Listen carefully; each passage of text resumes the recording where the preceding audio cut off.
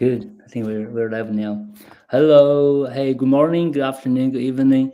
This is James and Jennifer. Welcome to this interview we have today with me and Jennifer. So we wanted to do some tech check first. If you guys are watching us on LinkedIn, YouTube, or Facebook, please let us know.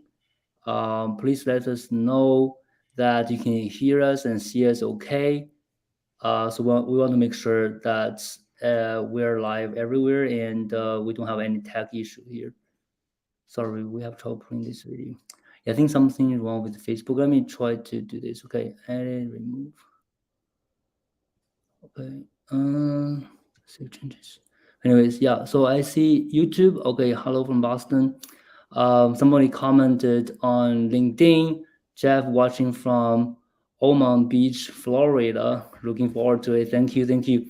Yeah, I think something wrong with Facebook. Let me quickly fix it. Okay, I'll just need to, I guess, remove it. Remove, and then I'll add it back. I think it was in the network group. Save changes. Okay, hopefully it's gonna work this time now. All right, guys, thank you. Patrice, thanks, great. LinkedIn user, we can see on LinkedIn. Thank you very much, guys. Yeah, so feel free to introduce yourself in the comment. Let us know who you are, where you're from, and if you want to make a very short introduction yourself, please feel free to do that. And we have Jennifer here today with us. Hi, Jennifer. Hey there. Yeah, so we can't wait to get started. Yeah, so we're gonna give probably another 2 minutes just to make sure everyone can get here and watch us live. So if you have time, right, please introduce yourself in the chat. Let us know where you're tuning in right now, and if you want to help us, click on the like button of the live session to help us promote this live interview to more people, so more teachers can see us. All right, so to get started, if you are not familiar with me and our Bowie strategy, so my name is James Liu. So I'm a business coach working with teachers, educators, helping them build and grow their business. And Bowie Strategy is a company we started in 2019. So we work mostly with teachers as well, helping them with the marketing, sales, and teaching, training, and mindset coaching. And we also work with teacher influencers like Jennifer to help them scale their business as well. So this is a little bit about me and my other business, Bowie Strategy. So if you guys are not familiar with us, feel free to follow me and the company and reach out to us and let us help you and have a chat, right? So we can introduce our business to you as well. All right, I'm seeing a lot of comments from you guys. Yeah, Keja, Dalen, hello, Karen, Wendy, and Charlotte, Maria, Paula. Thank you guys. We have a lot of comments from LinkedIn. I think probably Facebook is fine now. Let me check. Yeah, I can see that Facebook is fine. Anyone is watching on Facebook, let us know if you can hear us and see us okay on Facebook. So we had some problem at first with Facebook. I think LinkedIn is good. YouTube is good. All right, so that's a little bit about me. And for today, I'll ask Jennifer to introduce herself, and then we're gonna talk about a couple things that I believe most teachers gonna be very interested in hearing about, and also gonna resonate with. Um, Based on Jennifer's experience from a classroom teacher to online teacher to influencer on YouTube. So her journey can be very inspiring. And I hope you guys can stay to the end. And we would love to hear some feedback from you. And don't hesitate to leave your comment in the chat. If you have questions, right, we'll definitely get back to you at the end of the Q&A. We do have like 10 minutes at the end to make sure we can answer all the questions you guys have. Okay. Okay, now I'm gonna just pass to Jennifer. Let her introduce herself. Hi, Jennifer. Hey there. Thanks for the welcome. Glad to be here. Hey, everybody watching.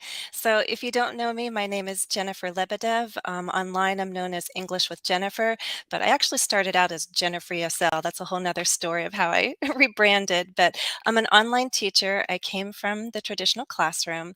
I started teaching in 1996. But then I moved online in 2007, and that's a whole nother story of how I made the transition. Maybe we'll get to touch on that a little bit.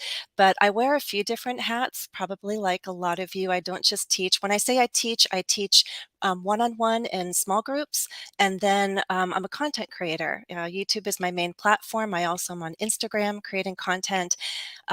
Other platforms, but those are the two big ones for me. I'm also a blogger. I've been blogging for teachers on WordPress, and my blog is sponsored by Pearson. And I've been blogging just about as long as I've been on YouTube. That started in 2008. And then I'm also an author. I've had the good fortune of being able to publish some textbooks, articles, and then more recently, I self-published my book, which is about my journey on YouTube. Up until last year, which was a 15-year journey. Now I'm in year 16. That's great. Thanks for sharing that. I think you have many. You're wearing many hats right now, Jennifer. But Yes. it all I think it all originated from being a classroom teacher, right? Yes. If you ask me who I am, I'm a teacher. First and foremost, teacher. I'm an That's right. English That's right. teacher, and more specifically, of course, now identify as an online English language teacher because that's really been the bulk and focus of my career. And everything else stems out from there, the blogging, the writing, content creation. So at heart, I'm a teacher, just like many of you. Yeah, absolutely. Thanks for sharing that with us, Jennifer. So I guess a lot of teachers going to be very curious about how you made this transition and how did you feel about these transitions? Because I know, especially in our community, we work with teachers who want to go independent, who want to make a change in their career. So I guess maybe you can talk about the reasons you made the transitions and what the learning and takeaways in the past 15 years during this transition.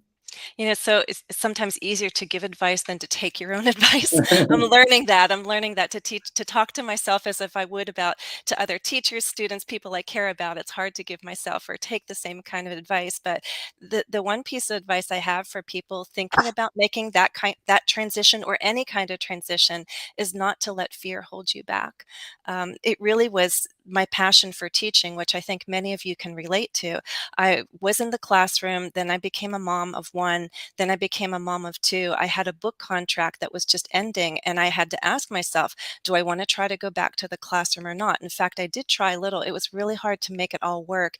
And I knew in my heart that's not what I wanted to do. I wanted to teach so very much, but I needed to be with my children.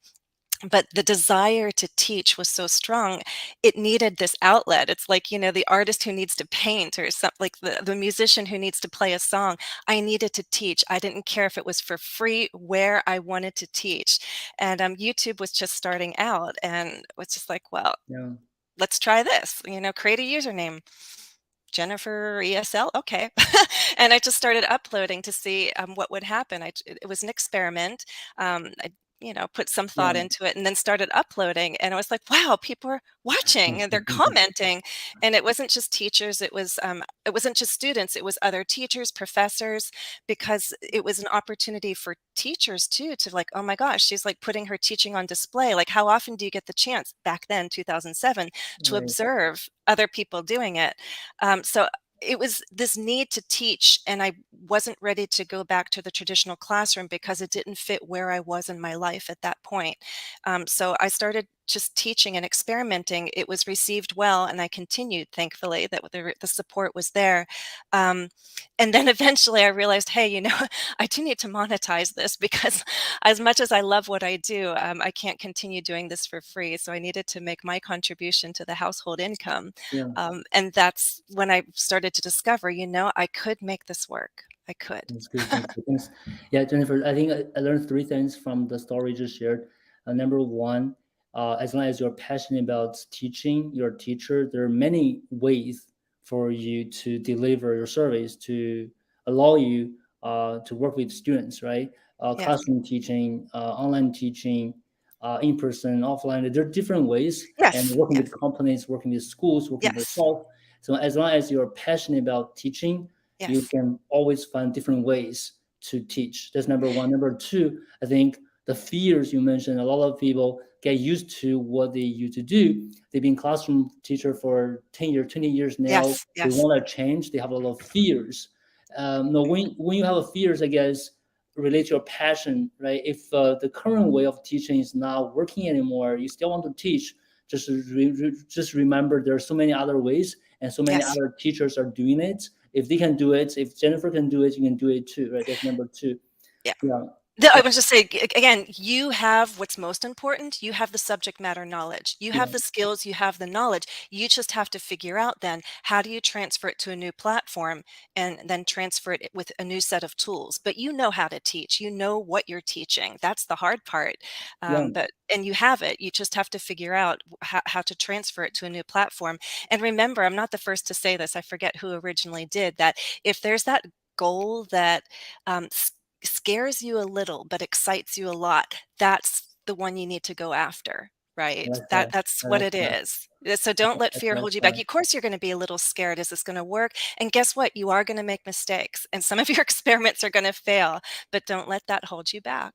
Exactly. I like that. So if you feel a lot of excitement and there's some A fears, little you should do that. Yeah. do it. Do And it. that's what we always say in our training, in our community, is you always want to look for things, look for opportunities for you to grow your comfort zone. So whenever Mm, you have fears, that means you're touching the border, like the border of your comfort zone. Then you just need to yes. push a Push. little bit more, and that's how you grow yourself. I think that's really come together as the same thing. So thanks for sharing that. Unfortunately, I forgot my third point. We'll come to I'll it. come back to you. I'll come back to me. Okay, so yeah, you mentioned your book. Actually, that's one of the reasons we want to have the interview here. We started working together with Jennifer in August, and we talked about her journey. And then she mentioned a book, and I actually finished, I think more than half right now, more than half of the book, and I feel like I learned a lot. I'm actually telling you, I'm very honest with you, Jennifer. I think reading that book, I learned a lot about teachers, my Mm. niche, right? So it helped me a lot. So if any of you guys want to give a read, I can share my screen with you guys. So it's I think it's a It's about 100 100 pages, guys. You can read pages. it in a Yeah, few hours if you have the yeah, time or it's just spread it out. afternoon. It's a Yeah, light read. 100 pages. So we're gonna talk a little bit more about the book, but I Mhm. really found it very helpful and it really resonated with me. And I believe a lot of teachers in our community can resonate with your experience in the past 15 years. One of the things that really got me think a lot in the past few days, when I read a book, I felt the struggle, the confusion, and the uncertainty, the insecurity you had when you walked out of the classroom, when you started with YouTube, when nobody even knew what YouTube was, and you feel insecure when you were not affiliated to a school and you didn't know what you were doing, and then you start gaining traction. Then you get a lot of things we can talk about today, like the mindset issues, the imposter syndrome, the fears, all of this in the book and resonate with so many teachers who are trying to go out and go independent or making a transition in their career and still want to find something to work on that related to their passion of teaching. So I'll share the link with you guys. It's a Kindle version, $5. I don't think there's anything can be cheaper than that. So if you want to give it a read and also support Jennifer, I'll share the link with you guys in the chat. Definitely give it a read. We're gonna talk a little bit more about Jennifer's journey and some of them already highlighted in the book. Just want to show you guys. I learned a lot from this book myself. So yeah, quickly move on to the next topic. I want to talk about here, Jennifer. So in the book, back to the book, right? Book.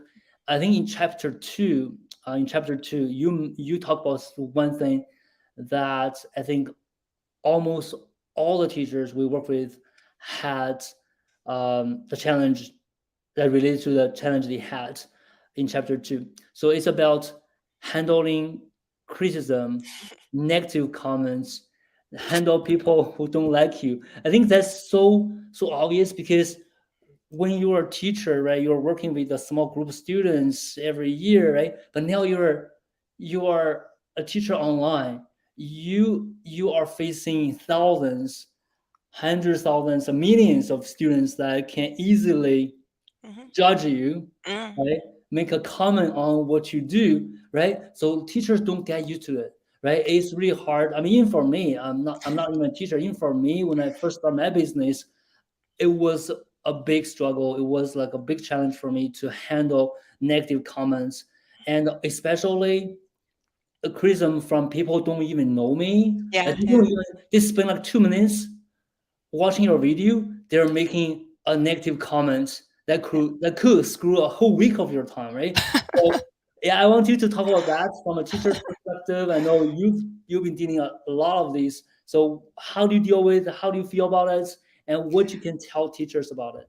The thing I can say, though, is that from the beginning, there has always been more support than criticism, and that's what you have to hold on to. That's what's gonna sustain you. It's always easier to tear down than to build, and that's what people have told me when, I didn't have the power necessarily to filter comments. We didn't have all the tools that we do today, and immediately is when some negative comments popped up in the early days, there were people there to jump in and defend me and support me. So that's the nice thing. But yes, you are putting yourself on display. Anything that you put on social media, you all know, you all post something of some kind. Anytime you share online, you're opening yourself up to opinions, evaluation, criticism. Some people are nice and constructive if they have something to say. Other people are quite harsh. Thankfully, we do have more filters today that I don't hear any foul-mouthed people's comments anymore because I don't allow that. You can filter out the curse words and obscene words, so don't have to deal with that, thankfully. Just remember who you are, what you do, what you love, what you believe in. And that's true online and offline, right? If people are just so bent on criticizing you or something, it probably reflects right back to them. There's something that they need to work on. If they're pursuing the criticism of you, I don't know, there's just something I think it's not just about you, I think. That's my suspicion, right? But hold on to what you believe and what you're passionate about. I said in the book, like, you don't have to be Madonna. I did like Madonna. I did try to dress like Madonna in the 1980s, so I was a fan um, in the 1980s. But she had that youthful courage and just that confidence to say, "What do you want? I want to rule the world," and she practically did, right? Um, but even then, not everyone loved her. There was criticism, and she was darn popular. She's very successful. She made her contribution, made her mark. Not everyone liked her, remember that, but a lot of people did. We do not have to set out to rule the world. Just on a place like YouTube, there are channels. And today, 2023, there are lots of channels out there. There are more and more people teaching English every year. So if they don't resonate, if your content doesn't resonate with them, if your voice, your style, your approach doesn't click, they can choose another channel. You know that from teaching within schools. There are many people on the staff, and everyone is someone's favorite. That was the beauty in the school. I taught in a small school in Boston for a while. And what I loved about our core staff is that each teacher was somebody's favorite teacher. That's what made a good staff. That we had enough of that diversity to be someone's favorite. And we were all okay with that. Like, you didn't have to be the favorite, just someone's favorite. And I deal with criticism even to this day. The difference is I've had more time to not get tougher skin necessarily, but learn what matters to me and how to take it, and to be confident enough that I can receive whatever is constructive and hold on to the value that I have, the self-worth, the self-value. It's been hard to build that, but I have it now. And even most recently, I think I mentioned the other day, Jim, my gosh, I got an ouch of a comment the other day. It's not, okay, it's one thing if they criticize the way you look, you can brush that off, or if they don't agree with you about an opinion, okay, this person actually does like my work, has been supporting me. But to sum up the comment, it was like, you haven't done anything good this year, Jennifer. You've lost it. You've lost your, I'm like, oh my gosh. And then I had to reflect, but it hurt, but it could have hurt a lot worse if I had been in a different place in my life. And this past year has been a year of a lot of self-growth. And I'm happy to say that I didn't break down and cry. I could have in the past. Um, I hearted it. I thanked the person for their honest feelings, and I tried to reflect on what is this person reacting to. And one of the things I came up with was that I change and I experiment. I need to experiment because I've been online for almost 16 years. I've been teaching since 1996. If you don't experiment a little bit, you're probably on the road to burnout. So I need to experiment, and some of my experiments will be received well and some may not, but I'm not going to apologize for that degree of that kind of creativity in my teaching, that some things I do are going to resonate with this person, some Yeah. not.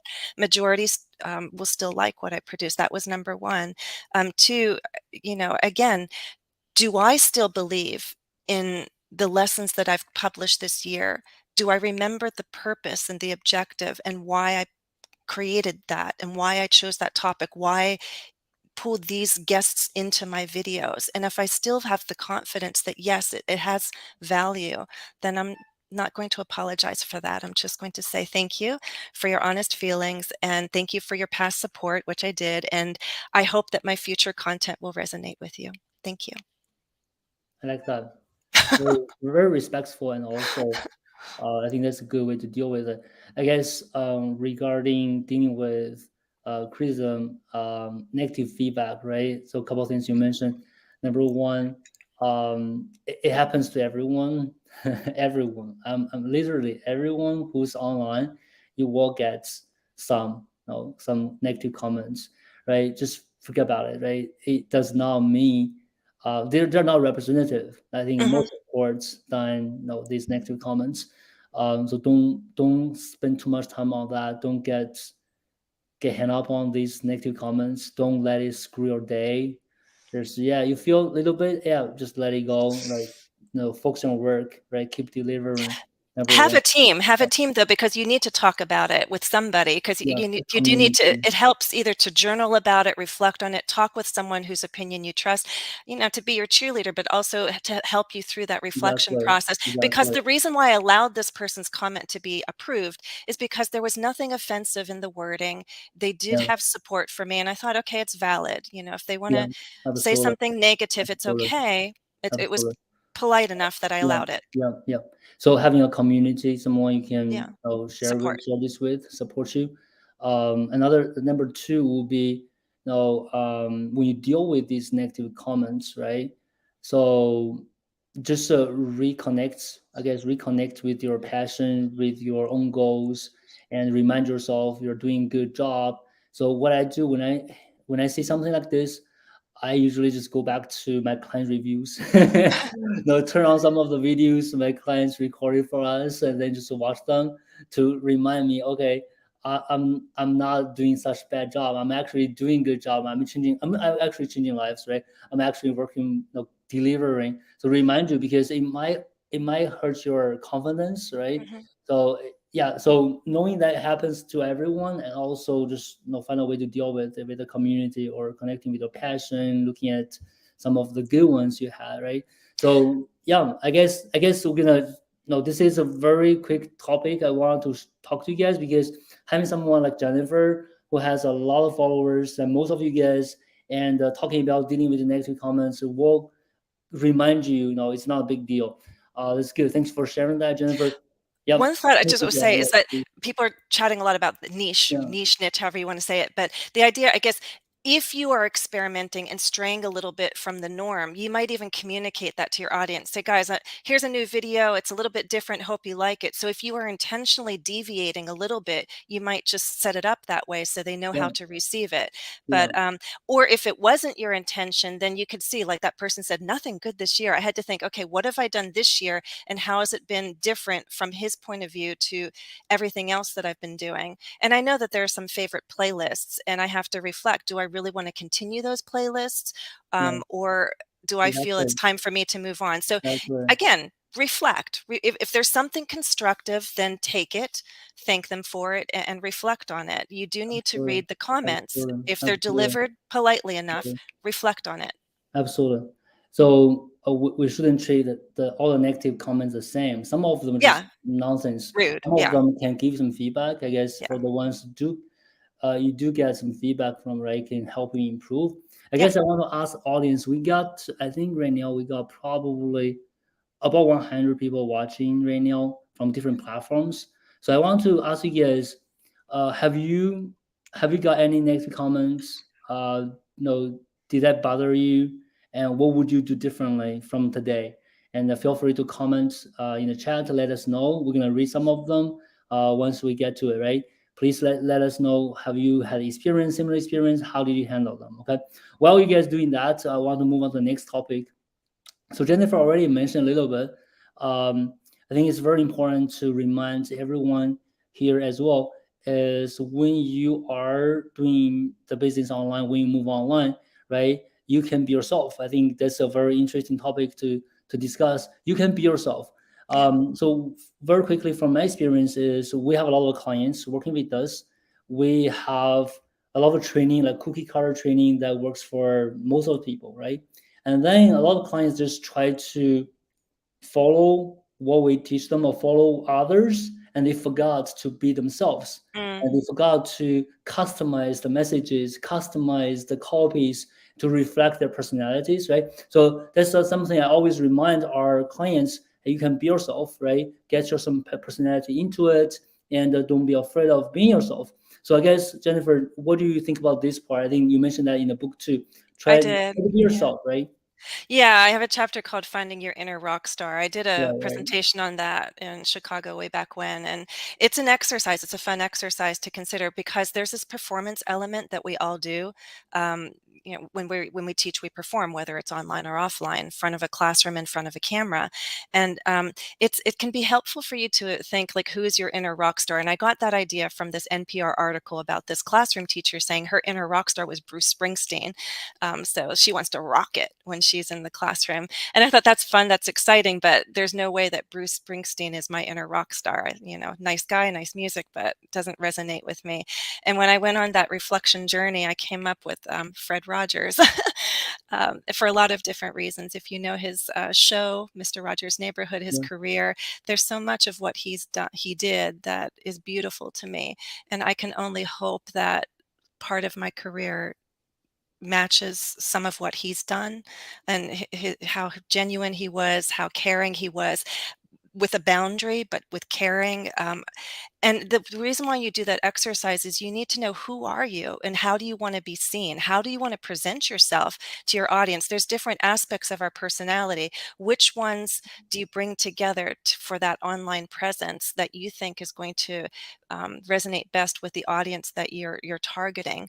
And not that I have to be Fred Rogers, but what are the qualities that I admire in him and the work that he's done that I would like to emulate. That's what it's about. And to know that, again, Fred Rogers was not everyone's favorite either, right? There's Sesame Street and yeah, Mickey Mouse Clubhouse, whatever it's called, but that's like hip, and I know who I am and who I'm not. I hope that I have some form of positive energy. I believe I do. But it's not Mickey Mouse Clubhouse. I'm more Fred Rogers, like low key, put on the cardigan in your living room. And I'm okay with that, which means some people will choose to learn with me because it's comfortable. And that's also when you have to know, what are your gifts, what are your strengths, and that's something also to sustain you and hold on to. What kind of viewer is going to be attracted to your work right, and which right, viewer isn't. One of my favorite compliments that I ever get is, whether it's a private student, a group, or a viewer, they feel comfortable or calm right. or safe. And I'm like, that's wonderful. I'm so happy that you have that baseline of calm and peace and safety, and it's comfortable learning with me. I'm very happy to have Yeah, that. yeah, So again, find yeah, your inner rock star, and remember, again, it goes back to Madonna too. Not everyone is going to love who you are and what you project, but if it's genuine and authentic, there will be followers. You don't need to win over the world. You do not need to win over millions. You don't. You need a core following. That's all you need. yeah, absolutely. And also we have to remind us. remind ourselves that we are in teaching, coaching business. We are Yes. not doing manufacturing or no retail. You are building followers, but end of the day, they get to work with you, Yeah. right? And you want to be yourself because on the front, you can already select people to work with, right? Or Yeah. show them who you really are, who you truly are, so they don't get surprised when they work with you, right? So you're a teacher, so that's another way to look at it. Mm-mm. You need to be yourself, and don't be afraid to show your personality, to be yourself, right? But yeah, Yeah, I can interject. The fun thing about I did not know this, and I wrote about it too, is that being a YouTuber or Instagram, TikTok, wherever you put your teaching on display, that is the modern day teaching portfolio. People see who you are, what you're capable of, what your style is. And very rarely, rarely does someone say, I'd like private instruction. Can I have a trial lesson? It happens rarely because most people come knowing how I teach, how I'm going to work with you. They right, feel they right, know me already by having watched so exactly, many videos. So exactly, that's exactly, nice. exactly. Thank you. Yeah, appreciate that. So feel free to comment on this part as well. How do you feel about being yourself? Is there something challenge you? Is there something you can implement today already from our discussion? So back to the previous one. Some people, somebody on Facebook mentioned they got a net comments and they love blog. Blogging is definitely a good feature. Whenever you don't want to deal with someone that they're being very nasty, not respectful, just block them, right? We do a lot of blocking too. And also Jeff said he used to be a people pleaser now, but now negative comments don't bother him anymore. Good for you, Jeff. That's great. Yeah. So if you have more comments on related to the two topics we mentioned already, how to deal with the criticism, negative comments, and also being yourself online, right, in your business, feel free to comment. Now we're gonna move on to the next one. So this is going to be very interesting because if you are online, if you are marketing yourself online, if you are building followers, you're creating content on different social media platforms, this gonna you're gonna feel very related to this. So right now, social media has made it of I think a lot of data statistics, right, to help you guide you in terms of performance, right? How many number of likes, what is the number of reviews, how many followers you get, right? So even in our community, people always say, "Oh, I'm so concerned. My post on LinkedIn hasn't been getting a lot of views lately, right? Or I'm getting stuck because I'm not getting a lot of followers." So this happens all the time, right? And more and more teachers or content creators, people online, they are defining their success based on these analytics, the numbers social media have provided to guide you. But Jennifer has a very different way of looking at it. I want to let Jennifer talk about defining success on your own terms online. How do you do that, Jennifer? Yes, it's good and bad. I need to find a better balance in many aspects. That's something I'm working on. But I'm not saying analytics and all the in numbers are not important. They are, of course, but analytics are there for a reason. They are there to help us understand our performance, and things are measurable. If you had 0 views, 0 followers, something is not quite working for you. So they do reflect something, but if you can't become obsessed by the numbers. That can't be your North Star. That's not why you're teaching. That's not why you're online.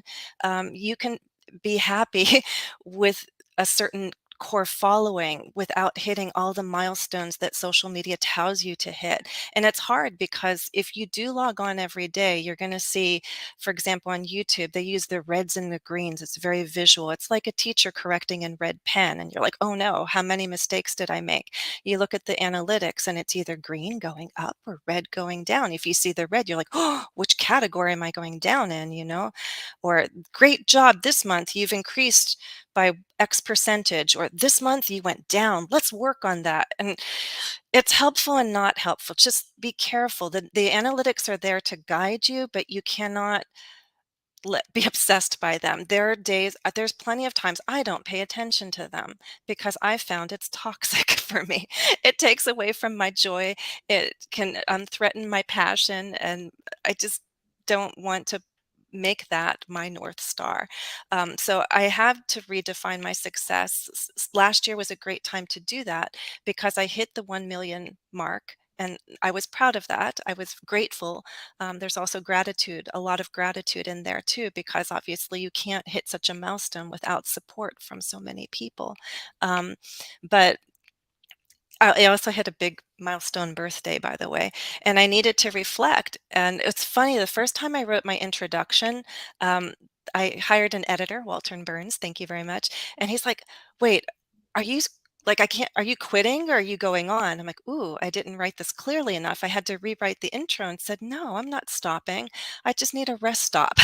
I need to pull over. If I'm on this road, I need to pull over a little bit, refuel, tune up, and I'm getting back on. I want phase two, but I need to do it differently. And that's where I'm at right now. Numbers, of course, they're important, but it can't define your journey. You need to figure out what is important to you and how you define success. Because if we allow other people to create those definitions for us, what is success? What is happiness?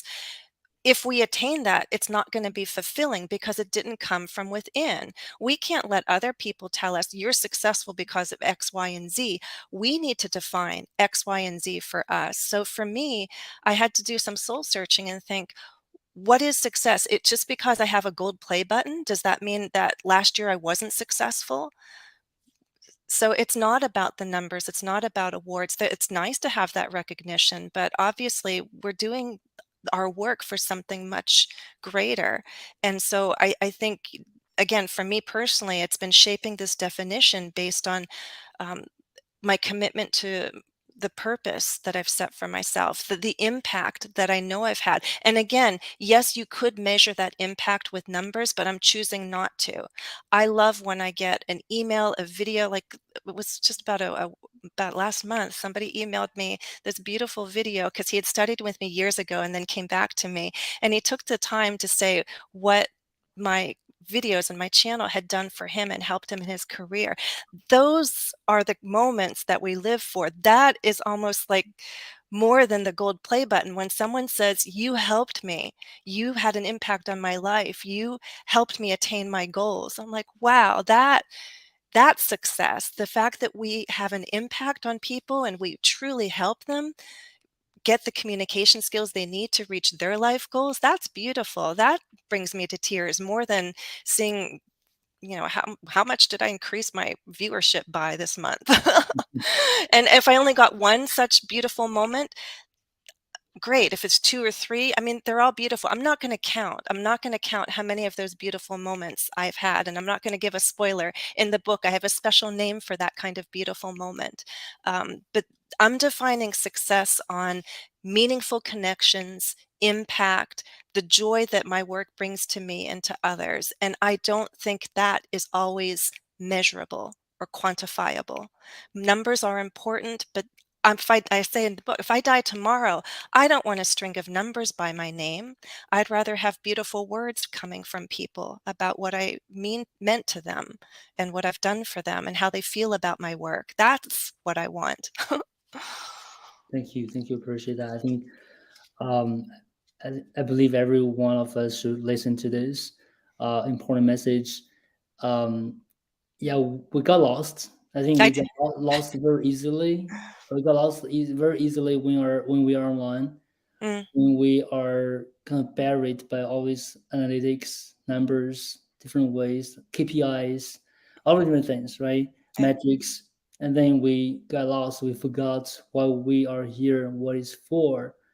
And then I think one thing you mentioned in the book, and you also talked to me the other day, is uh, when you are not enjoying the journey, something is wrong, right? Yes. Yes. It's not about the destination, is it? In anything. I mean, you can have this destination that sort of motivates you and guides you along. What are you working? Who do you want to be? What are you trying to become? But at the same time, it has to be fun along the way. And it's the people who come on your path, other teachers, coaches like James, or it's just that's what it's about. You got to enjoy the journey. If you're not Exactly. receiving enjoyment, um, something's off. Otherwise, I would not have made it to the 15-year mark if didn't have those kinds of rewards. And it had been hard. And there are other things in my life that were getting me off track here and there. But again, what kept me on track Yeah. had nothing to Absolutely. do with the Absolutely. numbers. Absolutely. So what do you guys think? Please comment. I know a lot of you guys gonna want to share your thoughts on this. What do you guys think? The numbers, the analytics, the KPIs, everything you might be obsessed at one point. And what do you think about that? Right. So now this reminds me, a lot of teachers, we work with, right? They made a transition out of what they used to do because they couldn't find the purpose anymore. They couldn't find the joy. They didn't enjoy it anymore. Then they made a transition. They started teaching online and they tried to build their business. Then they got lost again by all the numbers. They don't enjoy it anymore. So then what's the whole purpose of doing it if you just shift, you just transition from something you don't like, you don't enjoy anymore to something else you don't enjoy anymore. Then I guess you just have to reconnect with your purpose, like why you're doing it, right? And Mhm. really enjoy the journey, whatever you do, right? The Yeah. destination is there. It doesn't. It's not going to change. It's going to be here, be there, right? Enjoy the journey, the moments you receive a letter from your students, right? Seeing Yeah. that Yeah. you made an impact on their lives, they change because for you, the moments that you publish content and somebody commented and thank you for doing it, right? The moments you win out and somebody recognizes you, hey Jennifer, thanks for your great work on YouTube, Yeah. right? Yeah. So That's these are the nice. moments we should pay attention to and use to measure our success, our impact, instead of how many followers I have, how many Yeah. likes I've got, how Yeah. many how many views my content has got. They don't mean anything if you They're don't. not going to sustain you, and they're not going to sustain you. Exactly, it wouldn't. That's another reason I think you made a great point. We have a lot of clients. They start working with us for a couple of years, they disappeared. No, it Mm, happens. It's not sustainable if you are so obsessed by the numbers because that's something out of your control. You yeah. can't just always win on these numbers. Mm-mm, You can mm-mm. always make impacts and deliver if you are passionate about teaching, passionate about helping. I think, yeah, great message. What do you guys think, right? I want to see all messages and comments from these guys. And I just want to mention again that the reason why I did the book was I needed to reflect at that point in my life. There was a lot going on, and I needed to do a snapshot and stand back and see what do I believe in. Anyways, it was really a beautiful process for me to go through. It was a starting point of a lot of self growth over the past year, but it is not a how to book because you can go on Amazon and see not tons, but quite a lot of how to books, how to build a following, how to make lots of money, how to build your brand. My book is the emotional side of it of Yeah, w- how did I feel throughout this journey? What thoughts, fears, and doubts did I experience? Because I didn't see any book like that. And I wanted that story to be out there so that m- at least that voice was part of this big picture. So it's not a how to book, it's more like, how was the whole experience, Jennifer? Let me tell you. It was mostly beautiful, but it was hard. I had doubts, I had fears, I had tears. And that's why I wanted to write it. So, yeah. thank you. Yeah, we're gonna touch on that in just a minute. And a lot of comments just came in. Kathleen said, I find numbers actually pull me away from my mission. They Mm, suck the passion out of me. Yeah, thanks for sharing that. See, Songa, I definitely want the numbers, but the impact is more important and meaningful. Jeff, I believe numbers can be instructive, but definitely not motivational. That's mm, great. And Chris, it's great to be able to follow your journey throughout this interview, Jennifer. I needed to stick we need to stay consistent, remember our why, and get out of our comfort zone. Thanks for summarizing this, Chris. Thank you very much.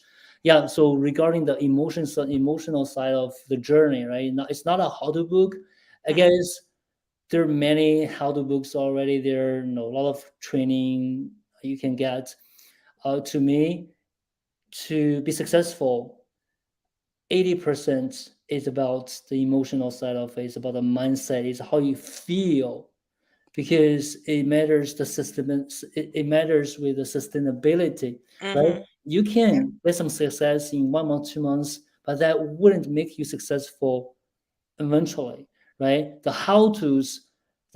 strategies, methods only count for 20% of your success. So 80% comes from the emotional side of it, the mindset, and that's what we want to talk about.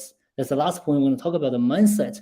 I Mhm. think one of the things Jennifer's keep mentioning in the book is how her mindset has shifted in the past 15 years and throughout this journey, right? Which is very, very inspirational, because not many people actually talk about that. They always talk about, okay, what strategy I start using, then boom, I got what type of results.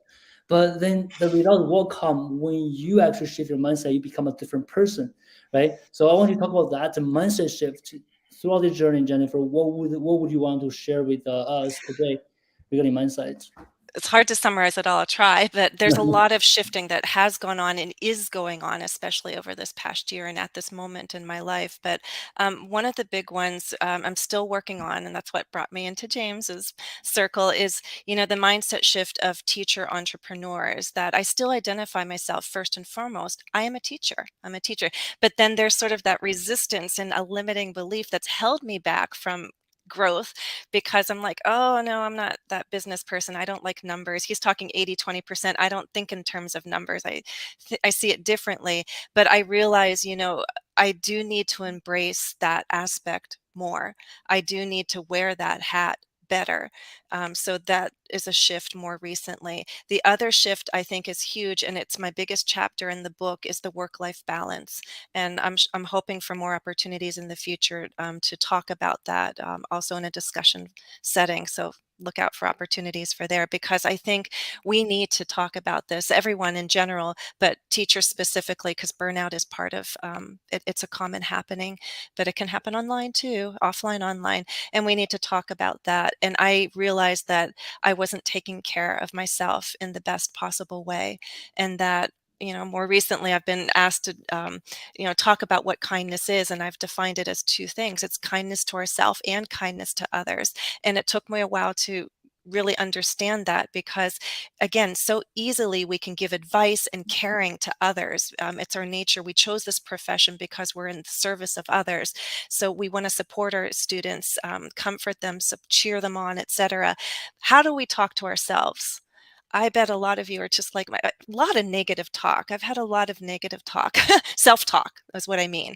Like, it comes naturally to be caring and empathetic and compassionate when I'm talking to others, but I can be really, really hard on myself. So the negative self-talk, I've really worked on reducing, because it was very much present. So that mindset shift about caring for myself, my physical health, my emotional health, and being kind to myself so that I can be more giving to others. And that's also about sustainability. If you do not take care of yourself, if you don't make time for your other interests outside of teaching, also, you're not going to be at your best. And I kept just giving. I can do it. I can give more because I love to teach. And even when I'm tired, I just put on the headphones and log on, and I'm teaching, and the rush of energy would come.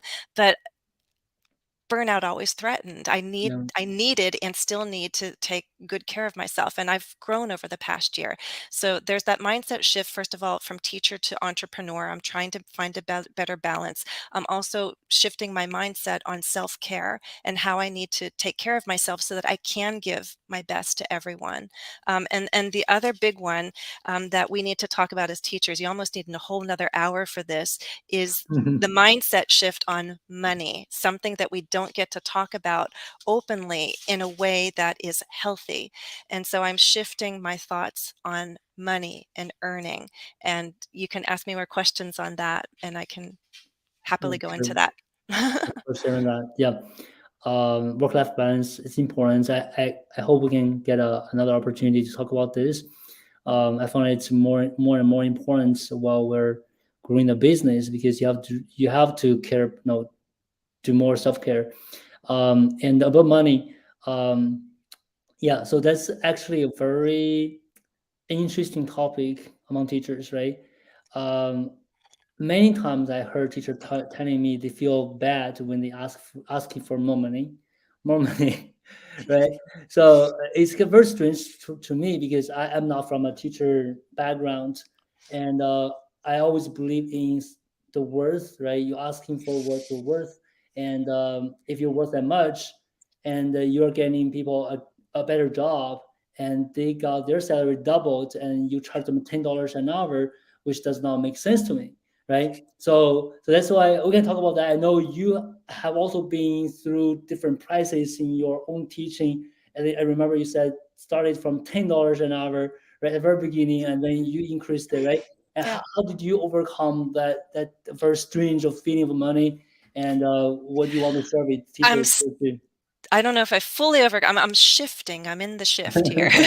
But I can say the funny thing, not the funny thing, the beautiful thing is that what you put out, you usually give back. So I'm happy to say that a lot of people who come to study with me are positive. They love the idea of self-growth. And the students themselves, my private students and Patreon members, are ones who've taught me to read this book, read that book. We read and we discuss. And it was a student who introduced me to Atomic Habits. It was a student who introduced me to Louise Hay, You Can Heal Your Life, and the need to love yourself more and cut down on the negative self-talk. It was, and then through that, I springboarded and discovered Ken Honda, I love his work. I took his course online through Mind Valley, which I recommend. Money EQ. I loved it so much. I bought his book, Happy Money, Mhm. and he's a millionaire, but he talks about happy money. Your money can be crying or it could be smiling and happy. We want the happy money that is about having that abundance mindset, and it's also packaged with lots of gratitude.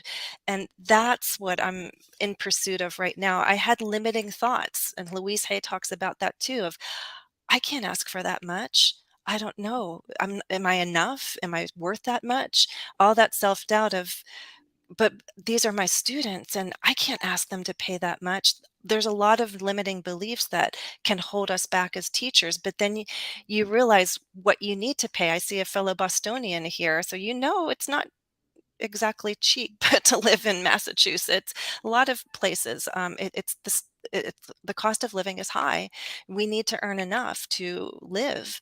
We do need to think about what we're asking. And way back when, yes, when I first started teaching, I was getting $10 an hour. That was like way back when. When I went online, I was like, what do I ask? I was thinking, I don't know, 35? Okay, 35. So it's and then slowly increasing to think, what am I worth? But trying to push it past that comfort zone that has been created by limiting beliefs of, oh, teachers never make that much money, or money's bad, you can't be in pursuit of money. And so there's a lot of money wounds, is what Ken Honda calls them, and I've had to learn how to identify them and heal some of my money wounds, and figure out, where did they come from, where did these beliefs come from, and if they did come from family members who raised me, would forgive them because they were doing their best to raise me, but realize that I can change my beliefs, I can change my mindset, still be the core of who I am with my principles, but shift my mindset to think, yes, I am worth that much. What I can bring something to the table. I am definitely more than who I was back in 1996 or even in 2010. I am yes, I can ask for more. And that was a journey for me to shift thinking, what is my worth as a teacher, as a person? What do I bring? What value do I offer? So, Yeah, I like that. I like that. So we always just tell teachers, think about your worth. But I think you have gone much further than that. Just sharing your experience that helps. Yeah, money, right? So I don't think it's reasonable or it's even fair to teachers when teachers only charging like $10, even less than $10. I know that there are teachers charging $7, $6 on some of the platforms. So it doesn't make any sense. Okay, No, no. it does not make any sense. I'm glad you mentioned it. You Yeah, know, a beautiful quick thing. I hope we have time for questions, but sure, sure. I really do recommend Ken Honda's book. He has this really interesting concept about money containers, that Right. you know Consumers, yeah. that there can be containers for different aspects of your life, but finance is one of them. So we have a money container, each of us, and we have to find out what is the size that fits us. James's size is not my size. It could be different. So some people might have a money container where, they need to make 60,000 a year, and that's good. That's what they need to meet their needs. They're happy. Another person has different needs, different goals, and maybe their money container is bigger and it needs to be filled with 100,000. You need to identify what the size of your money Okay. container is. Okay. If it's too big, maybe it's too big, you've created a big money container, and that's why you have this scarcity mindset that I don't have enough. But that's the other big mindset shift that did I just do a mispronunciation? Mindset Mindset shift. shift. Oh my gosh. That moving from Yeah. that scarcity mindset to the abundance mindset in all aspects of our life. And that comes with a lot of gratitude for what you have today in terms of money, in terms of support, in terms of all the beautiful things in your life. And I'm really trying to hold on to that abundance mindset, to be so grateful for what I have and believe that if I keep giving my very best, that the universe will give back. Absolutely. Thank you. Thanks for sharing that, Jennifer. Yeah. So if you guys have any questions regarding this discussion, everything we talked about today, or you have questions for me or Jennifer, feel free to put it in the chat. We'll get to you. And if you have questions regarding YouTube, how to run YouTube, how to grow your YouTube channel, maybe we can talk about that next time. And as Jennifer suggested, that there are so many trainings out there can help you with YouTube. I guess we might now have time to focus on the growing YouTube channel, which is Jennifer is something Jennifer can help with, but we're not going to focus on that today, right? So if you have any questions regarding the topics we discussed today, please comment with your questions. In the meantime, I do want to share one thing quickly with you guys. So it's a little bit about money. Actually, we talk about that a lot in sales. So when we work with our clients on the sales training, the very first thing we talk about is like a sales mindset. How you look at sales, how you look at money, how you look at the price, or how much you charge, and how you shift your sales mindset from getting money to helping others, right? So in that regards, I want to share one workshop or mastermind we're hosting this month. If you're interested in improving your sales, working with us on your sales skills, right? We have this 1 day masterclass, 4 hours on September 20th from 9 a.m. to 1 p.m. So this is a 4 hour workshop hosted by me and Robbie. If you want to join this masterclass, I'm gonna share this link with you guys. You can take a look at the agenda, everything. If this makes sense to you, and if you cannot make the time, or we do share recordings. If you enroll, you will receive recordings as well. So I don't know if we still have early bird ticket left because I sent out an email this morning, and when I sent the email it was only like 3 tickets left. I don't know if we still have any left, but you can come to this website and check it out. If the early bird tickets is gone, the regular price $47 is not expensive at all, right? So if you are interested in improving your sales, so work on a sales mindset and increase your price, this is gonna be a great masterclass. I will share the link with you guys. Feel free to check it out. Okay. Now we're gonna spend a few minutes. If Jennifer, you're okay with running over a few minutes, answering questions. So yeah, we're gonna just go. If you find any question you want to answer, Jennifer, let me know. I can just maybe project on the screen. I'll just take a look at some questions too. So some comments as well. Um, Okay, so sweet. Okay. Uh, yeah, somebody's commented on the burnouts. So I found that it's important to create time and energy boundaries around my social media input because we can always create content and respond to comments. Yeah, the boundaries, right? Around boundaries. A lot of times, if you have your notifications on YouTube, LinkedIn, Instagram, you got notification all the time, then you feel like you're consistently working on things and you get burned out.